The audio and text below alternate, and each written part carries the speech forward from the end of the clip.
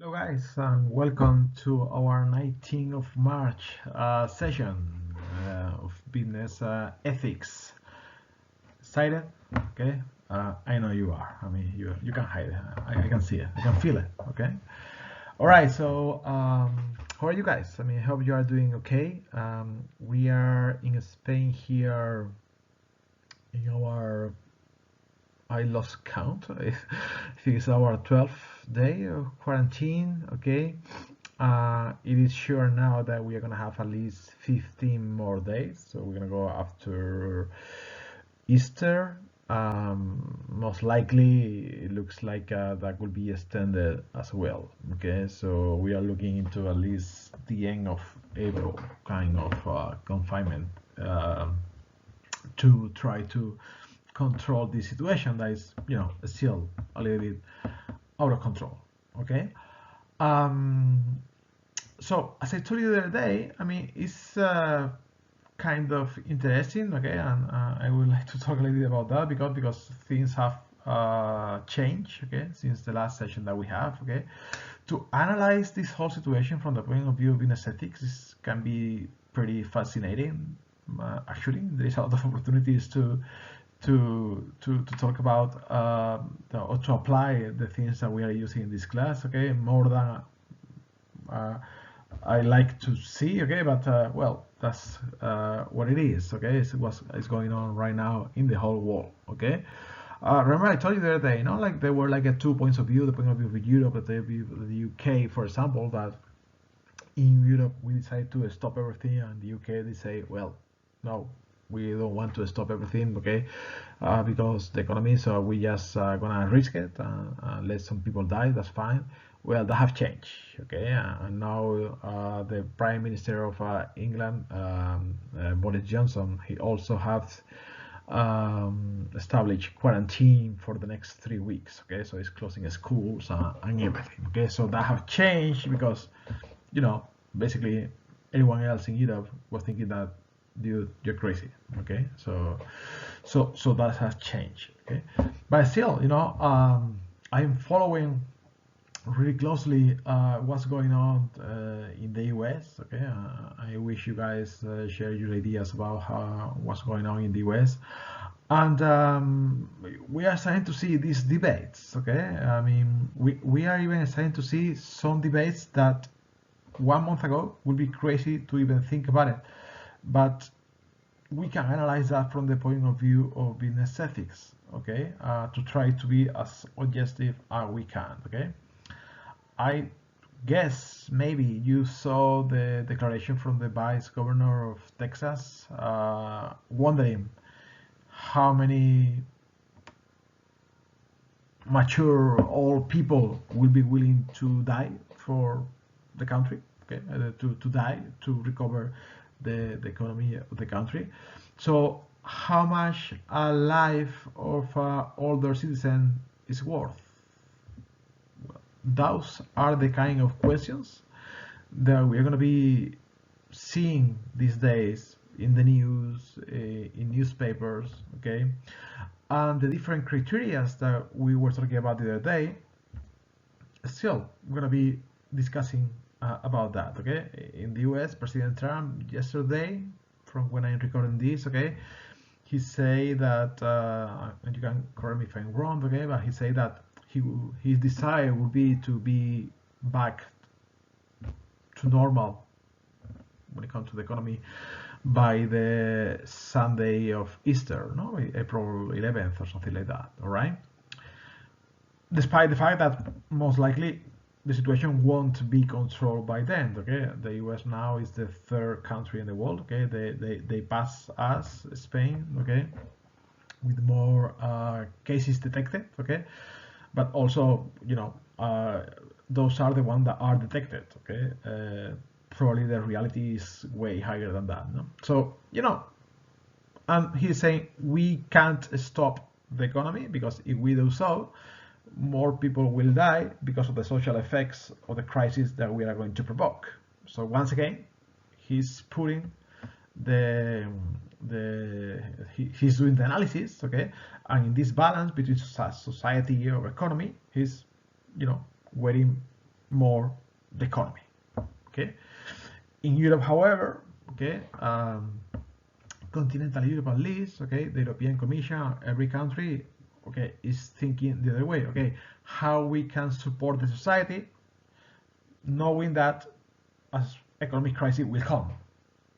Okay, it's a different approach. Okay, it's putting the weight into the society. Okay, so they are, each country like Italy or Spain, I told you already, okay, have approved like really huge social bailouts, okay, we can call it like that, okay, just to make a comparison with the 07-08 crisis.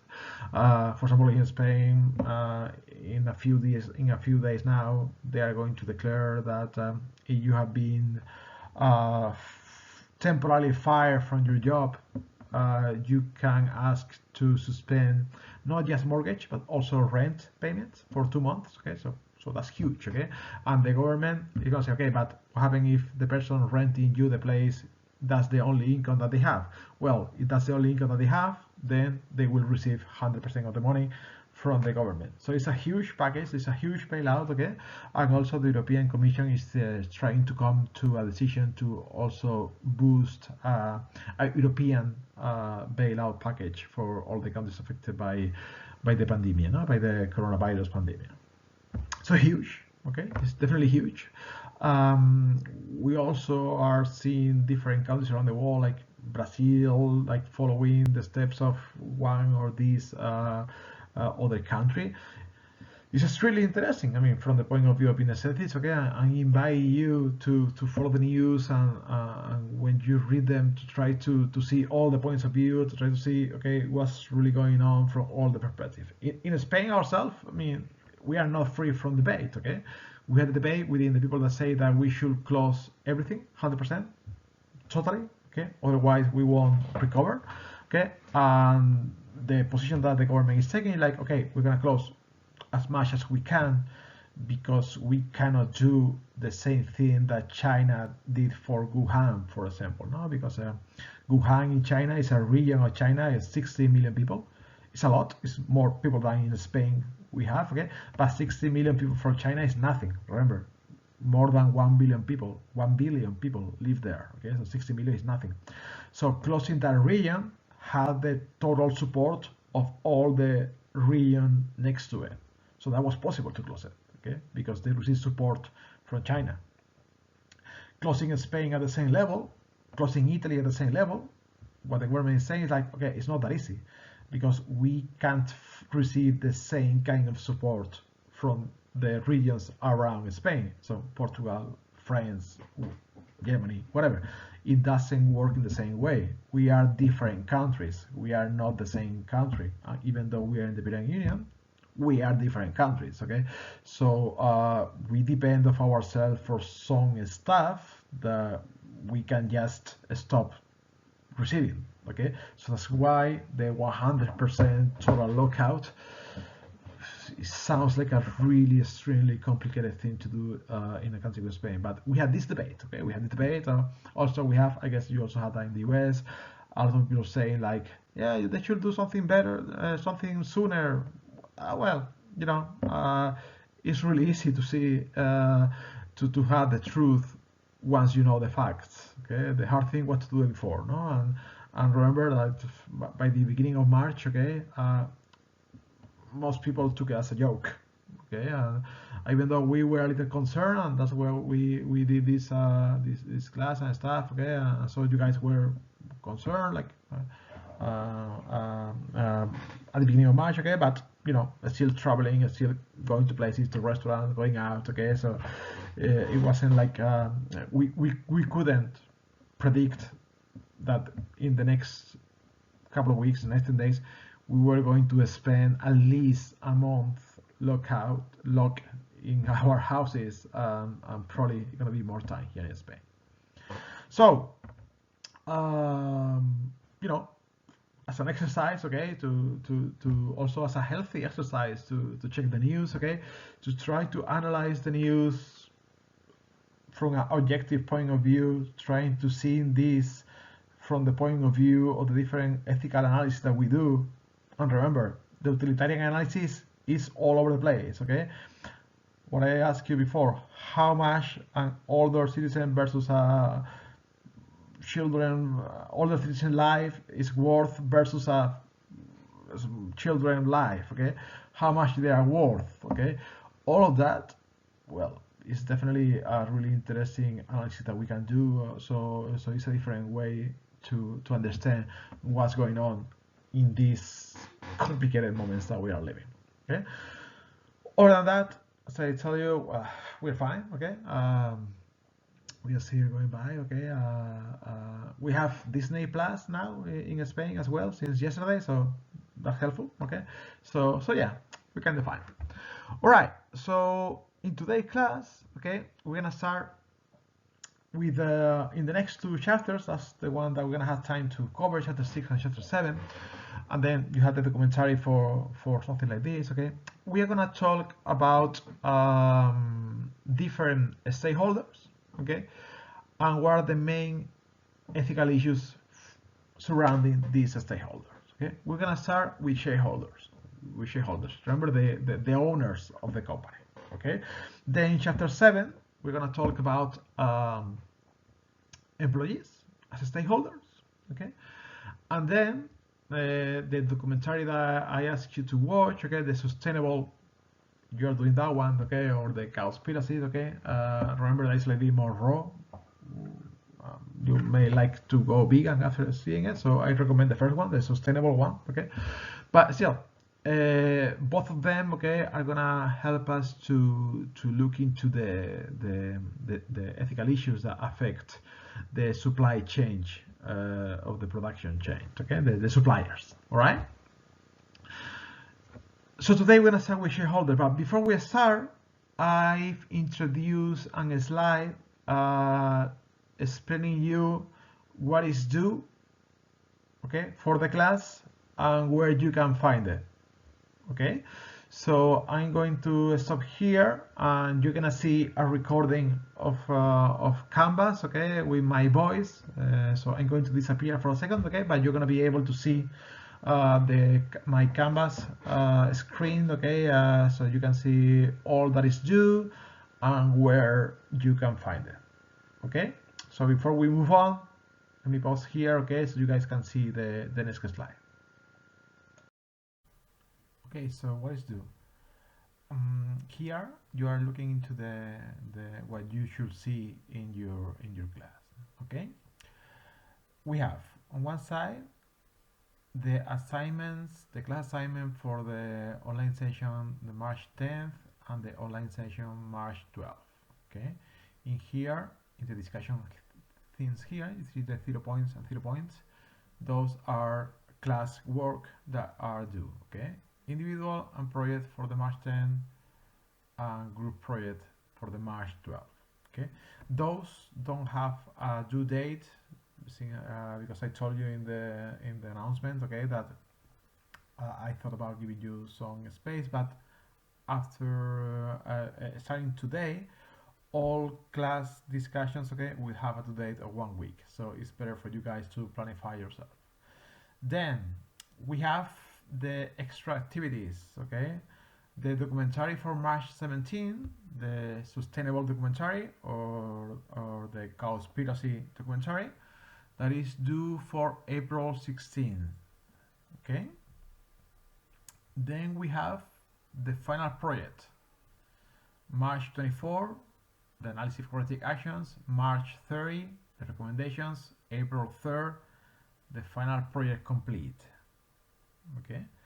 And then what we had from the physical class is at the bottom of the page, okay, the guest speaker, filter documentaries. We have the guest speaker reflection, okay, the speaker reflection. Here you have the instructions, and also here you have the slides that he used, okay, the power of sport, el poder del deporte, okay.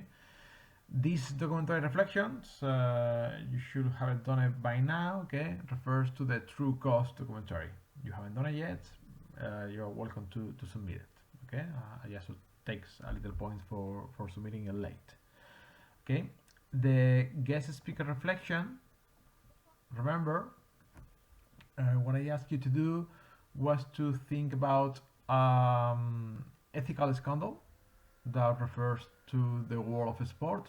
It could be something like a big deal, okay, or something that you know about it from your surroundings, okay. So on a sport that you practice, whatever, okay. So an ethical scandal of that, and analyze it from the point of view of ethics. So apply ethical theories, talk about what happened, talk about what should happen, okay, etc.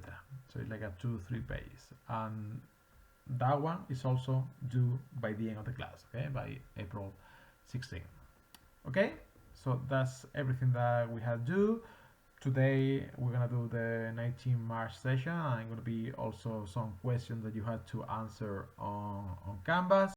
So those will be due a week after the class, and in every session, whenever I ask you questions, they will be due a week after the class. All right? Okay, I hope it's a little bit more clear now. I'm back. All right, so I hope everything is a little bit more clear now. Sorry about the little confusion, okay, but yeah, we need to adapt to the situation, okay.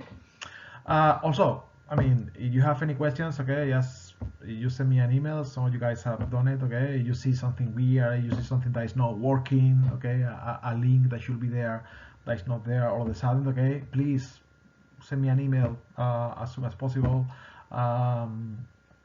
It's not that I'm always watching my phone, because I have to be at that as well, okay. But I have my thing here, okay. So if I see something important for some of you guys, we can play to be in the computer a little bit with my daughter, okay? I have the 2 screens ready for that, okay, so I can fix it. Thank you, you guys, Gabriel, Austin, Andrew. You guys have been sending me emails with some things that needed to be fixed. So thank you a lot for the feedback. Okay. All right. What are we going to talk about in this class? Okay, in this lecture today. Well, we are going to be talking about the main issues related to shareholders. Okay, but also I like to use this class as well to discuss some of the issues ethical issues, okay, that concern the world of finance, okay, global finance. Those of you guys that are in international finance with me, okay, we already have covered some of these issues, so we are going to cover them, maybe with a slight different approach, okay, but we have talked about it, okay. But I want to bring it here, okay, the ethical discussions about some of the issues that are going to affect us from the point of view of global finance, okay. So we're going to talk about what is the nature of the shareholder relations to the corporation, okay. What are the rights and duties that you have as a shareholder. We're going to talk about the specific ethical problems and dilemmas that you are going to suffer as a shareholder in the company, and the main one here is we're going to go the agency problem that maybe some of you guys have heard about it. We're going to talk about the ethical implications of globalization on shareholder relations, okay, as I say, the idea of the different issues involving global financial markets, as I told you. I always like to do that part here in the class, okay. So today, this session is going to be, we're going to cover most of the chapter, okay, except for a couple of slides at the end. And then in the next session, we're going to finish the chapter. I'm going to ask you to do a group case, okay, like we always do in the Thursday class, okay, to call it that way. A group case that is going to be kind of important this time, okay, because something that what I'm going to ask you to do there, I'm going to ask you to write, to build a table identifying the stakeholders and the claims for the case, okay. It's going to be about the soccer industry in Europe, okay. But it's going to be kind of important because I'm going to ask you to do that same table for your case, okay. That's probably the only thing that had to be there for sure, that table. Plus, I told you, remember that at least you have to use the utilitarian analysis, despite the fact that you use other theories, that you should also use others, okay. All right, let's move on. Let's start. Don't look up this question on Google, okay. Think about it. which salary million up or down does Mark Zuckerberg takes home every year, okay, per year, right? As I say, don't look for it on Google. Go to the slides, okay? Go to the slides. Remember, the proper way to follow this class is like following the video, but also having the slides with you, because then I'm gonna ask you to click on things that you can, videos on YouTube for everything that you can see, okay? So go to the slides, click on this form, introduce your answer. I'm curious about how much you think. Don't look for it on Google, because then it will be easy, okay? So answer that question and then go back. I'm gonna pause for a second. So you say 10 millions, 100, 1,000, 2,000, I mean, something crazy like that, okay? Well, a quick search on Google, okay, you will be able to see that actually it's not quite anything like that, okay?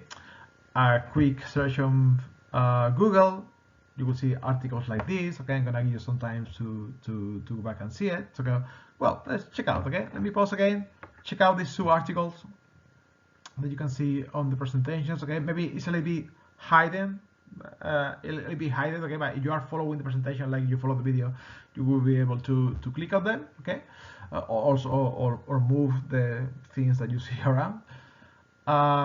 Check out the articles and you have the answer. So yeah, you're right. $1, one single dollar is the salary that Mr. Zuckerberg is taking home every year. Don't you love the blackboard that I stole from my daughter for the class? Okay, I love it. Look, it's a magic one. Where is it? Okay. Magic, right? So, one single dollar. Okay. Actually, he's not the only one. Okay, it's a trend. I think one of the first one to make that popular was Steve Jobs. Okay, whenever he came back to be the CEO of Apple in the early 2000s, you know how he was fired, okay, in the early 90s, okay, and after a while he was invited to be the CEO again because you know, Apple was doing really bad at the end of the 90s. So when he came back, he said, all right, I'm gonna be the CEO, but I don't want a salary. I just want $1 every year or $3 or nothing, okay? But I think it had to be one just for legal reasons.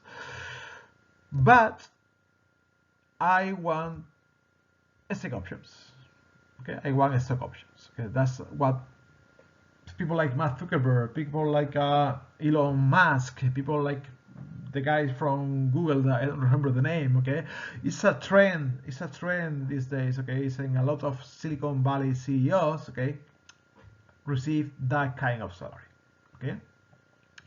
They don't receive the $1, but they do receive stock options, okay? Stock options, and later we're gonna talk a little bit more about it as a way, one of the ways that we're gonna have to fix one of the problems, the ethical problem that we have, that we could have as shareholders, okay, the agency problems. But you know, I thought about explaining you guys what that means, okay, just in case you don't know what they are, okay.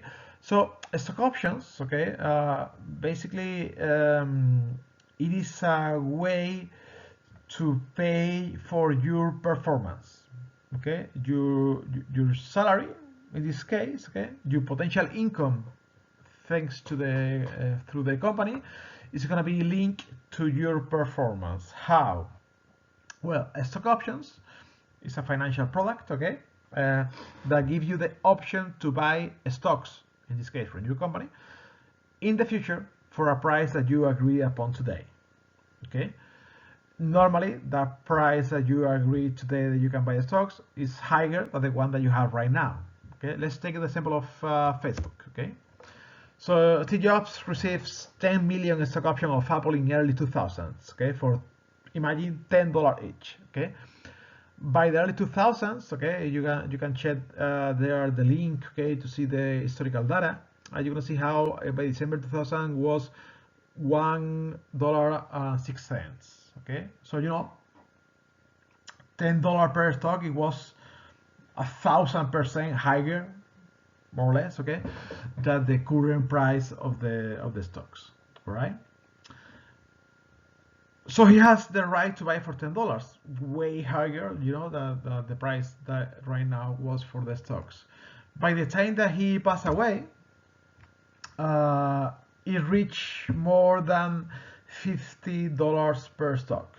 Okay, so we are talking about a 5,000% increase. Sorry.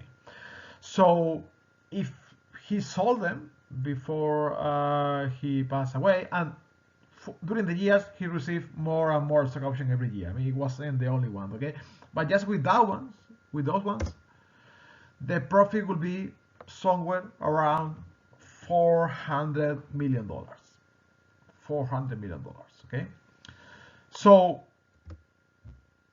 you just make money, you are doing your job. That's great, right? Well, I mean, it sounds great, okay, but it could have a downside over there, okay? A downside that also is going to be close to the idea of ethical issues that we are going to analyze, okay? Well, on one side, if this works properly, well, yes, great, okay, because later we're gonna see, you know, but they're gonna make your shareholders happy because you're going to be increasing the value of the company because you're doing your job, okay? And also, it's going to make your CEO happy. If we buy the idea that money gives you happiness, okay? But I mean, something that we can debate the other time, okay? But yes, okay, you're gonna be happy because you're gonna make a lot of money. But is that the only reason why they are doing this? Is that the only reason why they are doing this? Because they want to prove themselves and say that, hey, just only pay me if I do it right, okay? If you don't, I'm humble, okay, don't pay me. Well, they sell it like that as a PR advice, okay? Something kind of what they are doing, okay? They say like that, okay? But the reality is a little bit different, okay? What is one of the B sides of this story, okay? Well, it's going to be related to taxes, okay? So the taxes that you had to pay for your income, you know? If you receive money for your regular salary when you're working in a company, you are going to have to pay your the personal income tax, okay? Personal income tax in different parts of the world is going to have different rates, okay? In Spain, it goes from 30% to 54, I think it's right now, 54%, okay? I know in the US, it depends on the states, okay? But from what I know, the average in the state goes from 30% to 30 something, 34, okay? 35, it really depends on the state, okay? So it can be pretty stiff, okay? It can be even in the States, more than 30%, okay, for your income. In Spain, you pay 54% for all the money that you make over 300,000 euros. Okay, so it can be a lot of that, okay? However, if you make your money through investments, okay, that in Spain, for example, that is gonna have a flat rate, okay? In Spain right now, it's 18%. In other countries, you're gonna have a different, but normally it's the same. It's always a flat rate, okay? For if you're making investment, for whatever profit you have through buying and selling stocks, through buying any kind of financial product, it's gonna pay a flat rate, okay? So if you are Steve Jobs making $400 million with a personal income tax, you win in Spain, just to make it easier, okay? Half of that money will be for the government. Half of that money, 50%, $200 million, okay? If you receive that money through stock options, through stocks, it will be just around 20%, okay? So that would be, instead of $200 million, it will be 80, right? Okay, 20%, yes, $80 million. So just because of this, you will be saving in taxes $120 million. Those are real numbers, okay? That's a little bit more, okay, because I round up the numbers, okay? But $120 million with this number that we have right here, okay? Then is the ethical issues involved in this. Okay, that is legal, but it is ethical. Okay, one of the things that a lot of people is things that we are seeing here in Spain. Okay, is a lot of debate that we don't have right now with the pandemic that we have right now. Okay, that we don't have enough intensive care beds in the hospital, whatever. And then there are some people saying, well, in the last 10 years, we have been cutting down the budget for public health. I mean, there are some people that shouldn't complain now about that because you were okay with that, okay? And some people that are complaining now, or some people that are even donating money now, okay? You're gonna see like Lionel Messi, the soccer player. He just donated 1 million euros for the public health system here in Spain. And you can say, oh wow, that's so generous. Well, yes, but 5 years ago he almost go to prison for fiscal evasion. Okay, so what people are saying, like, okay, instead of donating money, you pay what you owe, you pay the taxes that you had to pay every year, and you're trying to escape from that. Then we won't be in this problem now. Okay, that our public health budget was way cut to what it is supposed to be. Okay, is that ethical analysis? On the other side, you can say, well, I mean, if I can save it and it's legal, why shouldn't I save it? Okay, so those are the kind of ethical issues that are referring to this idea of the just $1 salary. Okay, but just in case you see about it, okay, it's a trend. Okay, and you're gonna see a lot of that in the especially in Silicon Valley companies. Right? Okay, so once we have all clear, okay, let's talk a little bit about shareholders and stakeholders. Okay, and let's understand what is the major issue. That's the thing that we call the corporate governance. So, what are the peculiarities of owning a company? Okay, is the locus of control? Okay, who control it? Why is that an issue? Because you realize who control the company is external to who owns the company. I'm talking about big companies that are public. Okay, of course, we are talking about a small company. The founder is the CEO, is the owner, is the IT guy, and is everything. Okay, but once you become public, normally the CEO may have or may don't have a stock of the company. Okay, then is the idea of the fragmented ownership. Once again, public companies can have thousands, millions of owners, okay, with this tiny percentage each, okay. So it is hard to be the one that has more votes. Okay, there are some public companies that the people in the commission board that has the most power has maybe 5% of the total value of the stocks, and that's huge. Okay, and then the divided function and interest, especially we're going to talk about the conflict of interest that is going to arise between the owner. Let me see here. I'm going too far. Become the owner of the company and the person that is going to control your company. There's going to be a conflict of interest that sometimes is going to collide. Okay, it's going to clash against each other. What are your rights and duties as a shareholder and as a manager? Okay, your rights as a shareholder are pretty clear. Okay, once you buy a stock, anyone can buy a stock. Okay, any of you guys could become the shareholder of a company. So once you buy a stock, you have two kinds of rights. Okay, and here is just examples of that. Okay, but basically you have two kinds of rights: political rights and economical rights. Okay. Economical rights are the easy ones. Okay, is the right to receive a part of the profit. Okay, what we call the dividend of the company. Every year, okay, sometimes you receive it, sometimes the company is going to reimburse the dividend into the sale, but that's the right, okay, to receive that share, that part of the profit. Political rights, it refers to the right to vote, to the right to actually control the company.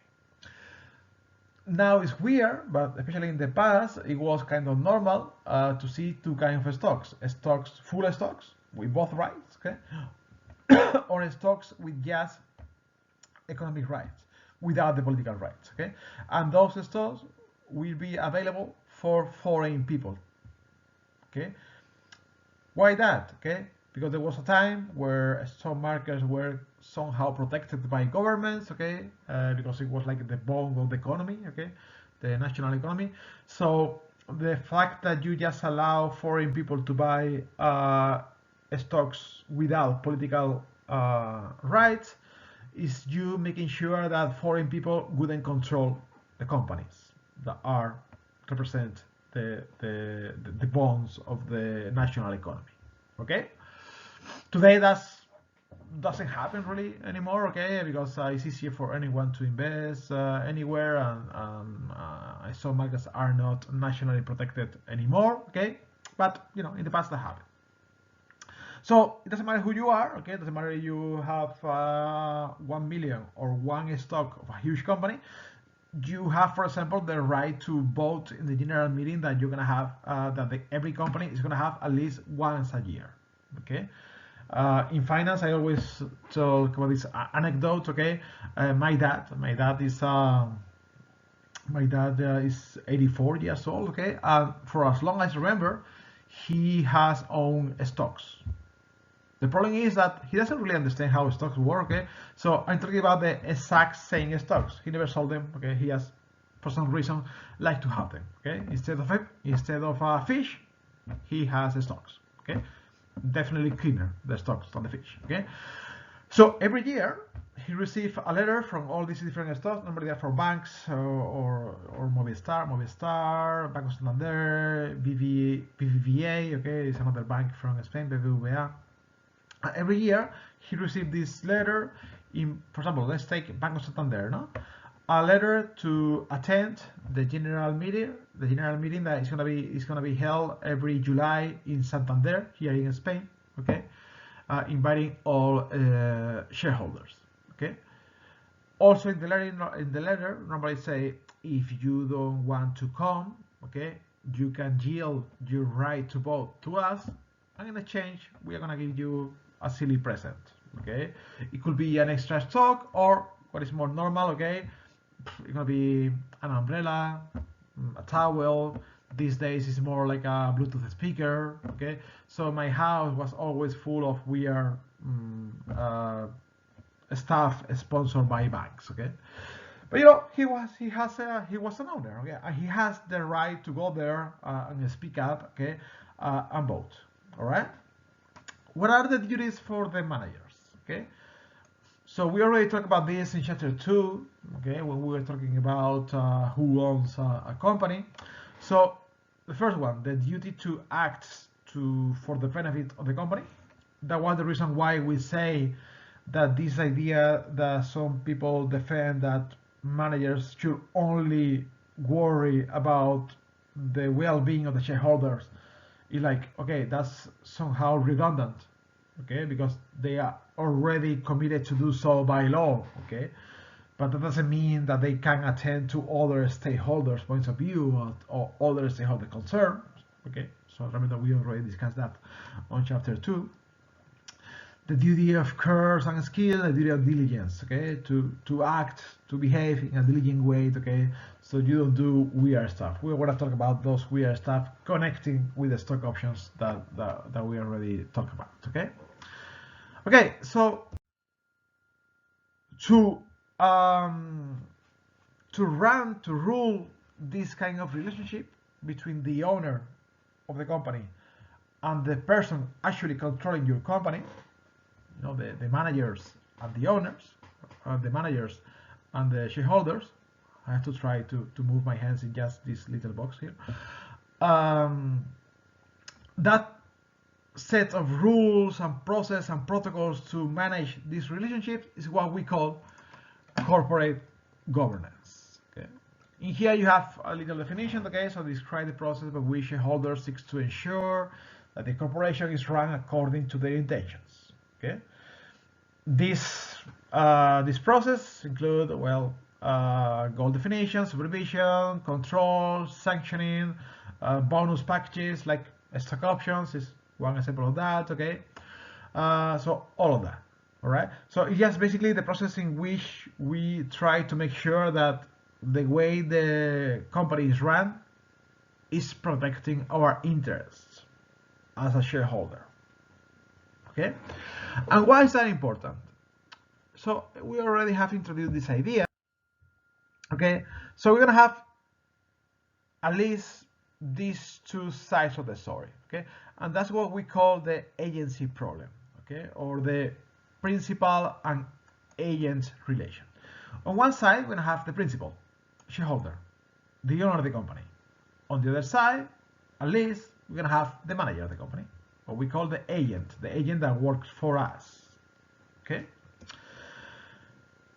And what is gonna happen is that between these two elements, there's gonna be always different kind of a conflict of interest. Okay, you wanna call it that way. Okay. On one side, we have the interest of the shareholder.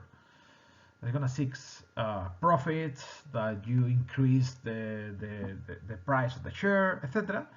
On the other side, we may have the interest of the managers.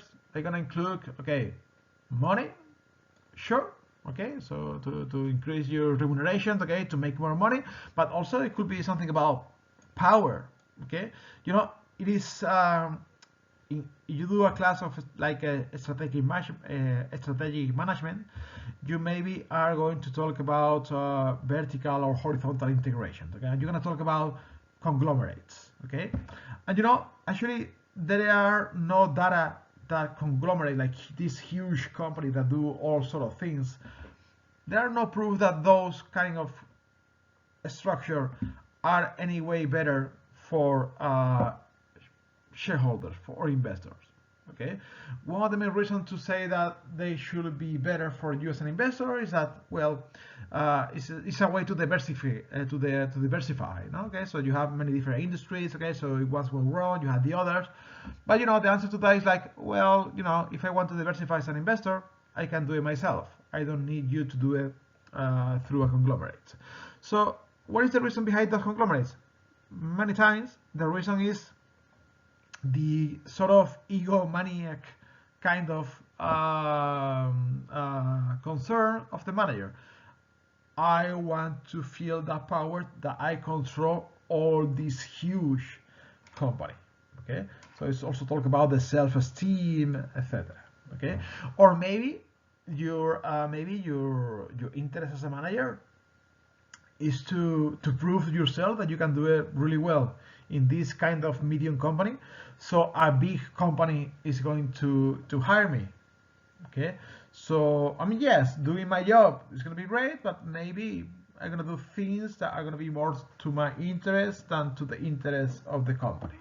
Okay, so you know, there is always going to be this conflict of interest. Our interests are probably going to be different. They may be aligned. That's great. That was corporate governance kind of things are for. Okay, we can align them. Okay, we can align them. How? One example will be the stock options. Okay, if you are remunerated, if you are paid through stock options, that means that if you want to get paid, you have to increase the price of the stocks. If you do so, you are going to be happy because you have more money. The shareholders are going to be happy because they're going to have more money. So they can be aligned. But even here, we could have problems. And there have been scandal situations where shareholders have realized too late, and that's the second point here, okay, that the managers was, you know, inflating, pumping up that price of the stocks in an artificial way. Okay, and that's the second point or the second feature of this kind of relationship. Okay, we always are going to have an informational asymmetry. Okay, we won't have the same information. It is true that you, as a shareholder, you have the right to receive information. Okay, a lot of information. It's true. Okay, but normally you just receive that information once a year before the general meeting. You see all the books, all the information, whatever. The only person that's gonna have in this relationship, the only person that's gonna have day by day information is gonna be the manager. It's gonna be the manager. Okay. So maybe when you receive the information as a shareholder for what the company did the year before, maybe it is too late for what is going to come in the next year. If the agent is not telling you that, well, that's too late. Imagine that you are a technological company, you are a cell phone company. Last year for you guys were great.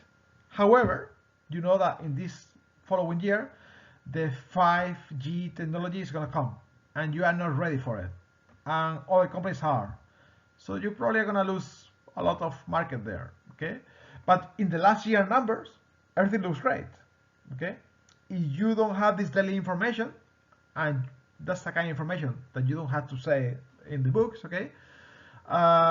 When you realize that you didn't do the right job, okay, as a shareholder, probably will be too late. It will be in the next year books when you realize that you have lost a lot of market, okay?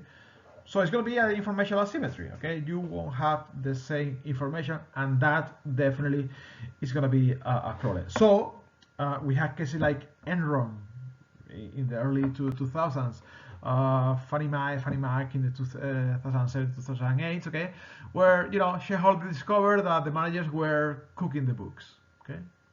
In accounting, I already had talked about it in class, I think, okay, how, especially for you guys that have done accounting, how you can cook the books up to this much, okay.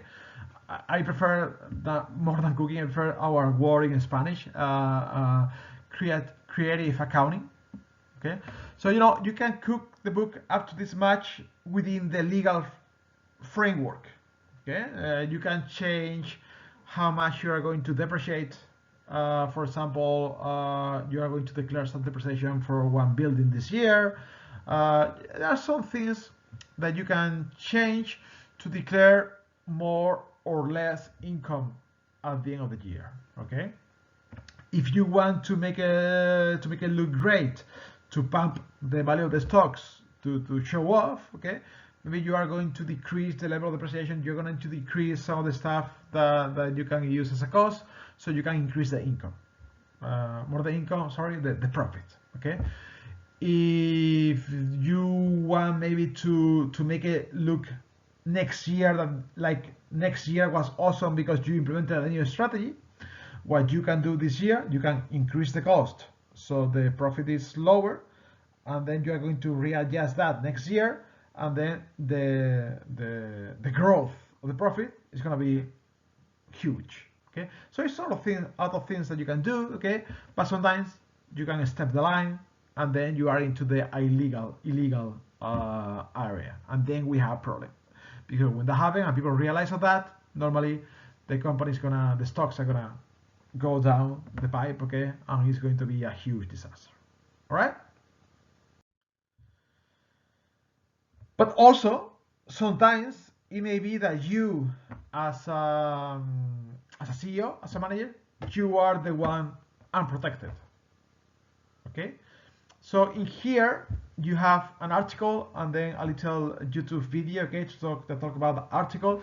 So I'm gonna let you go there, okay, and check it out, okay, to see an example of, in this case, it's a CEO, it's a manager that is the one that suffered this sort of unprotection. Okay, it's talking about a situation that when you see the video and you see the article, you will agree with me, okay, that it looks like a movie. Okay, so let's pause and let's go to check the videos.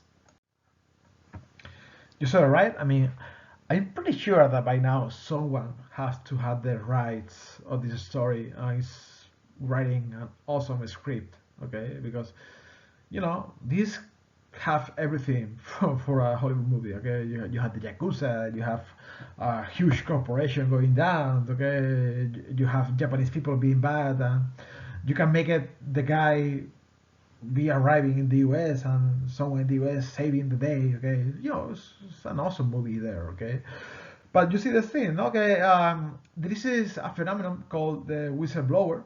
Okay, What happens when you see something illegal or something that is not right in your company and you blow the whistle? Well, this is an example of that, okay, referring to managers. So I want to see the other side. It's not always the manager doing the bad thing. In this case, it's the company doing the bad thing, and the manager trying to say, hey, guys, I mean, you're doing something wrong, okay? But we will talk a little bit more about this, the whistleblower phenomenon, in chapter 7. We talk about ethical issues about employees, okay? Let's move on.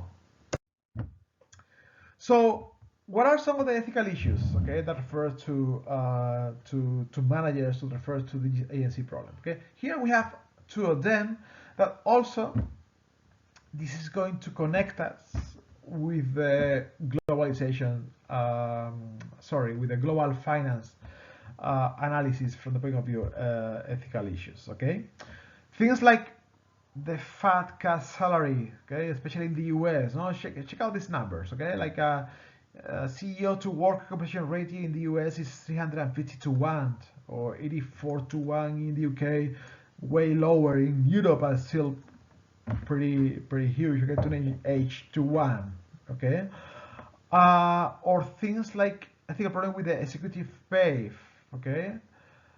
So these large salaries are paid. The fact that the boards often fail to reflect shareholder interests, etc. All of these are issues that are going to connect this idea with the global finance aspects. Okay, so let's go there and let me show you another video. Here, okay, you have a video on the link, okay, that you can access to it. Okay, it's a really interesting video. It reflects, it's talk about this idea of the wealth distribution in America, in the US. Okay, so I'm gonna ask you to watch it, okay, and then I'm gonna ask you to go to Canvas and to answer the question that I posted on Canvas. Regarding the video, okay. The question like, did you know the video? What do you think about it? Okay, you will see the questions there on Canvas. Okay, so I want to see what you think about that. Okay, what you think about what we have been talking about so far in the class. Okay, your impressions. Okay, so I want to see your opinion. Okay, so check out the video, go to Canvas, answer the questions, and they go back.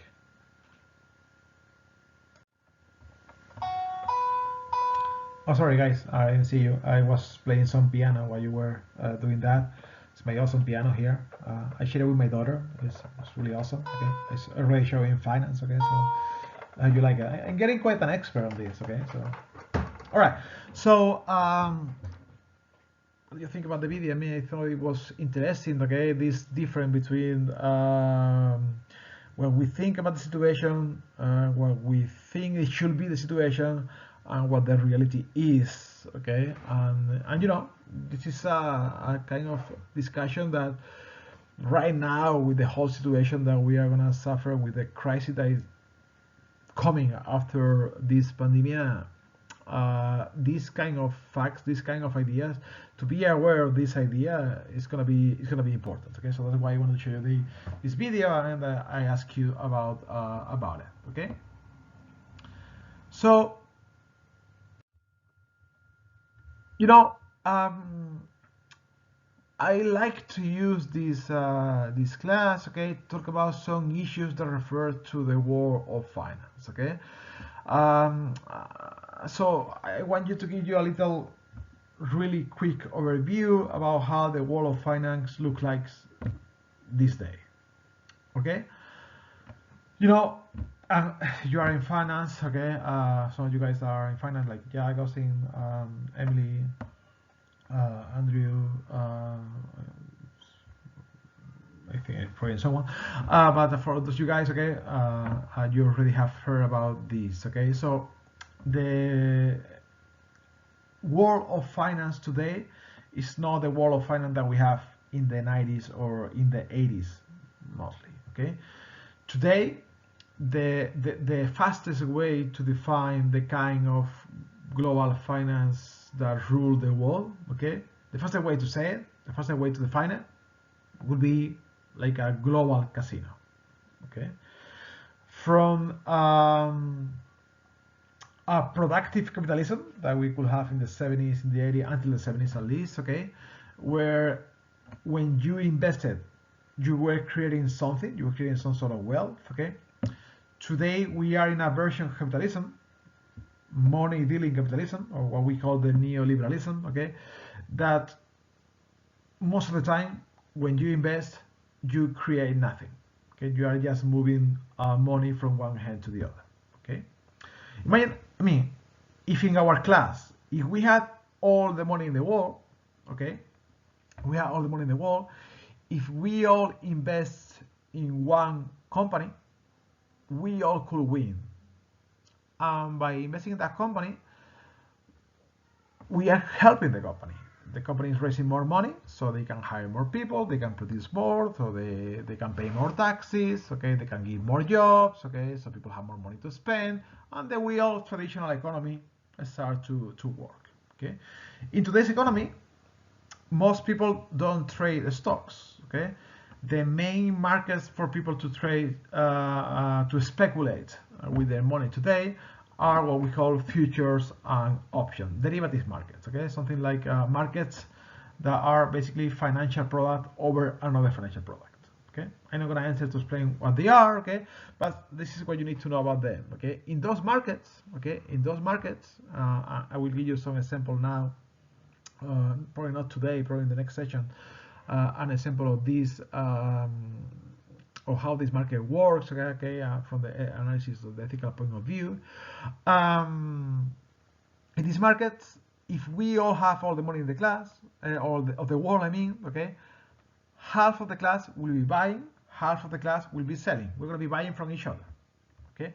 That means that half of the class is going to be winning, half of the class is going to be losing. But at the end of the day, it's what we call a zero-sum market, okay, a zero-sum game, okay. No wealth is created here. We are not helping any company. We are just moving money from half of the class to the other half of the class, okay. And that's raised a lot of ethical issues, okay. And that raised like other ethical issues, okay.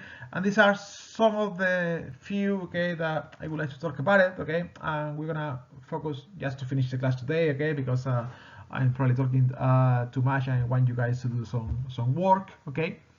Some of the issues that we're gonna cover, okay. Things like governance and control, national security. Today we're gonna talk a little bit about speculation, okay. Especially we're gonna talk about inside trading. We're gonna do the case of that, okay. Unfair competition, etc. Okay. So let's see what we have here.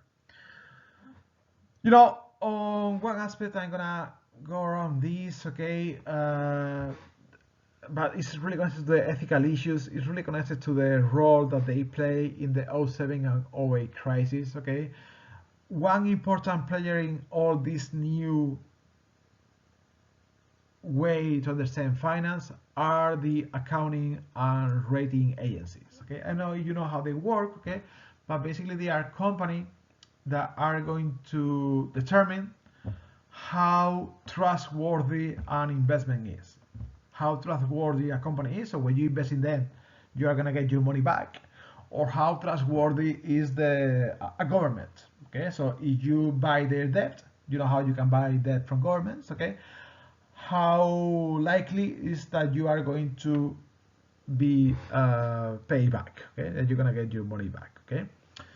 This agency, they play an important role in the 07-08 crisis, okay, basically because before the crisis, a lot of the banks that were involved in this huge clash, okay, that they were selling basically these crappy mortgages to each other, all of them were classified as the highest ratings by these companies, okay. So, you know, they were saying, they are fine, don't worry, you don't won't lose your money. So people were investing in those bonds, and then they did lose all their money, okay. So despite the role they play, despite the fact that for a year everyone understood that part of the problem was this kind of agencies, they recover, okay. And today, again, we are in a situation, okay, that where these kind of agencies are gonna play a huge, important role in the market, okay. But I'm gonna skip that one, and we're gonna talk a little bit about that, okay. Speculative faith stocks, speculation in the markets, okay, speculation in the markets. I'm gonna say that for the next session, okay. I will give you an example, as I told you. I'm gonna give you an example on that, okay. And today, let's talk about inside trading. I guess you all know what inside trading is, okay. It's basically to trade based on information that is non-public, okay. Two companies are going to merge, and you are the CEO of one of the companies, so you are someone working in the company. The information is not public yet, but you know that once people know about it, it's going to be a huge deal, and probably your stocks are going to go up. Well, you buy stocks from your own company before everyone knows. That's when the stock goes up, you sell, you make a profit. Is inside trading illegal? I'm waiting. I can hear you. Sorry, what? I guess by now you all have say no. I mean, yes, it is illegal. What you're saying, and then I'm gonna tell you, well, illegal.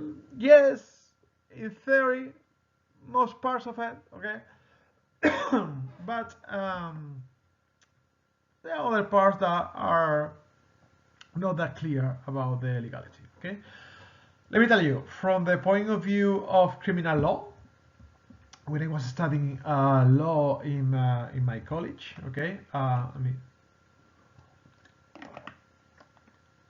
drink some water before I start coughing and you get scared, okay. It's just the talking kind of cough. From the point of view of criminal law, okay, you know, I study I'm a lawyer as well, okay, besides the business part, okay, and then I specialize in business law, okay. And you know, some of the most interesting debates that we had in law that I remember now, a few years after that I finished studying, okay, it was related to inside trading, okay. We study this aspect, okay, because you know it's really interesting, okay. For example, we will start here, okay, but I'm gonna give you some time to work on this idea. Let's go to the next slide.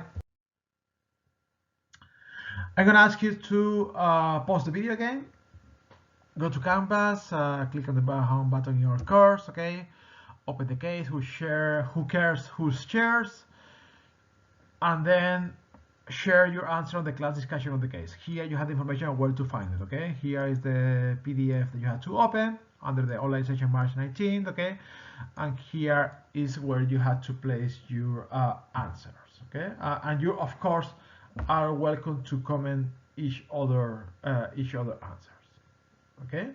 So before talking any further about this, okay, this is 1 hour recording, okay, so I'm gonna give you you have also done some work before this, okay, so I'm gonna let you work on this, and in the next session we will start here. Hopefully I will be able to read some of your impressions, okay, and then I will give you my impression. I will give you a little bit more ideas about inside trading, what is legal or what is not, okay.